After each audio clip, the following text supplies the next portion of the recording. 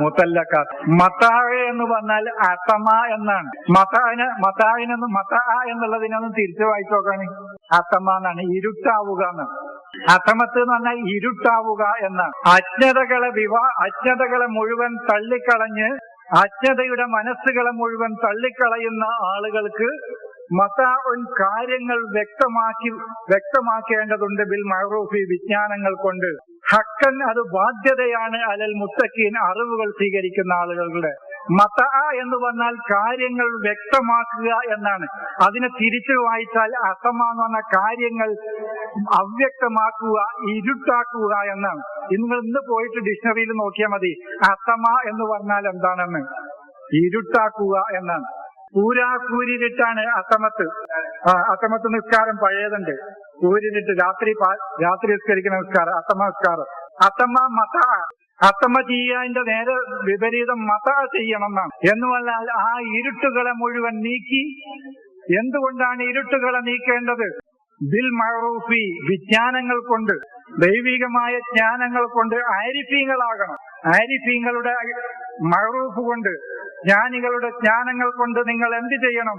ആ ഇരുട്ടുകളെ മുഴുവൻ നീക്കി വ്യക്തമാക്കി കൊണ്ടുവരണം. അത് ഹക്കൻ അലൽ മുത്തഖീൻ അറിവുകൾ സ്വീകരിക്കുന്ന ആളുകളുടെ ബാധ്യതയാണ്. ഏതും ചോദിച്ചാലും പ്രശ്നമൊന്നുമില്ല. തലാക്ക് മുഴുവൻ ഇതിനു വേണ്ടി ഒഴിഞ്ഞു വന്നിട്ടാണ്. പക്ഷെ സമയം അനുവദിക്കാത്തതുകൊണ്ടാണ്. തലാക്ക് നിങ്ങൾ എവിടെയും ചോദിക്കരുത്. തലാഖിനി എവിടെയും ചോദിക്കണ്ടെന്ന് വിചാരിച്ചിട്ടാണ്. പിന്നെ ഇനി ചോദിച്ചത് അതും വാചികമായിട്ട് ചോദിച്ചതാണ്. 2, 3, 4 പെണ്ണ് കെട്ടാൻ പണ്ടികമാക്കാവല്. അത് ഞാൻ അറിയാതെ തുടക്കത്തിൽ പറഞ്ഞും പോയി. കാരണം അത് അതിന് വന്ന ചോദ്യമാണ്. അത് നിങ്ങൾ എഴുതി തന്നതൊന്നല്ല.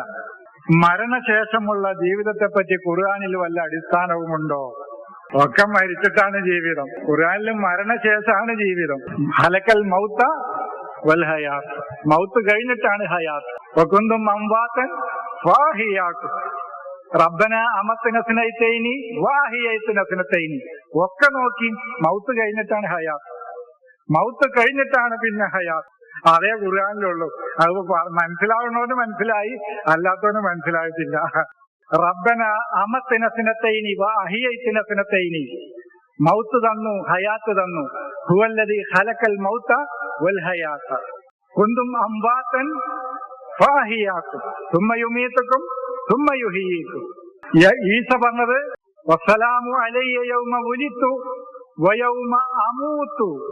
മൗത്ത് കഴിഞ്ഞു, ഇനിയാണ് വയൗമ ഉബ്അസു ഹയ്യ. എന്നിട്ടാ പിന്നെ ഹയാത്ത്. മൗത്ത് കഴിഞ്ഞിട്ടാണ് ഹയാത്ത്. മൗത്ത് കഴിഞ്ഞിട്ട് ബഅസ് കഴിഞ്ഞിട്ട് ഹയാത്ത്. അതാണ് ഖുർആനിന്റെ ക്രമം. നസിഹത്ത് കഴിഞ്ഞിട്ട് ഹൽക്ക് കഴിഞ്ഞിട്ട് ജഅല്. അങ്ങനെയാണ്. ഒരാൾ ചോദിക്കുന്നു, ഞാൻ മുമ്പ് പറഞ്ഞതാ, ഒരാൾ ചോദിക്കുന്നു മരണശേഷം എങ്ങോട്ട് പോകുന്നു? ഞാൻ തിരിച്ചു ചോദിച്ചു, നീ ജനിക്കുന്നതിന് മുമ്പ് എവിടെയായിരുന്നു? അത്രേ ഉത്തരവുള്ളൂ. മരണശേഷം ഞാൻ എങ്ങോട്ട് പോകുന്നു? തിരിച്ചൊരു ചോദ്യം, നീ ജനിക്കുന്നതിന് മുമ്പ് എവിടെയായിരുന്നു? അവിടേക്ക് നീ തിരിച്ചു പോകും. യാതൊരു ബേജാറും വേണ്ട. വല്ലാഹി എനിക്ക് ബേജാറ് പോയി കേട്ടോ. നിങ്ങൾക്ക് ബേജാറ് അദാബുൽ ഖബറിന്റെ ബേജാറ് 16 കൊല്ലം മുമ്പ് പോയി. അന്ന് മുതൽ സുഖമായി ഉറങ്ങാൻ തുടങ്ങി. എന്റെ റബ്ബ് റഹ്മാനാണ്. എന്റെ റബ്ബ് കാസിയല്ല, ക്രൂരനല്ല. അർ-റഹ്മാനാണ് എനിക്ക് ഖുർആൻ പഠിപ്പിച്ചത്.